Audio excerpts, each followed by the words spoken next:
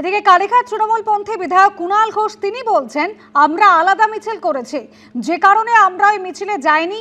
আজ প্রমাণিত সেই সিদ্ধান্ত সঠিক ছিল। যারা মিছিল ডেকেছিলেন সেখানেই বাহিনী ঢুকলো কি করে? ভালো তৃণমূলে অনুগামীরাই এই সব করেছেন, আক্রমণ শানিয়েছেন কুণাল ঘোষ। ধরনের কোনো ঘটনার তীব্র নিন্দা করছি, এটা হতে পারে না কখনো। যে কজেই মিছিল ডেকে থাক, যারাই ডেকে থাক, হয়তো আমরা সেখানে নেই, আমরা হয়তো আলাদা মিছিল করছি, কোনো না কোনো কারণে তো আমরা আলাদা মিছিল করেছি। এবার দেখা যাচ্ছে সেই কারণগুলো ঠিকঠাক কারণ।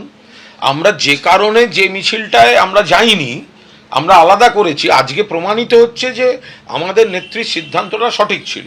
আমাদের নেত্রীর সঙ্গে সরাসরি দিল্লির যারা আন্দোলন করছেন, এবং গতকালও আন্দোলনের নৈতিক জয়ের পর দিল্লির আন্দোলনের আসল নেতা কিন্তু ধন্যবাদটা বাংলা থেকে মমতা বন্দ্যোপাধ্যায়কেই দিয়েছেন ফোনে, কিন্তু তার জন্য আমরা কোনো বিশৃঙ্খলা সৃষ্টিকারী কাজ করতে চাইনি। যারা মিছিল ডেকেছিলেন সেখানে গিয়ে কি করে এই বাহিনী ভিড়ল, এখন ভালো তৃণমূলে যারা গেছেন তারা হয়তো ভাবছেন আরও ভালো হবেন, হাতে এইসব নিয়ে ঘুরলে আরও ভালো। ভালো তৃণমূল হচ্ছেন না, ভালো তৃণমূলের অনুগামীরা তারা এইসব করতে যাচ্ছেন, তো করতে গেছেন।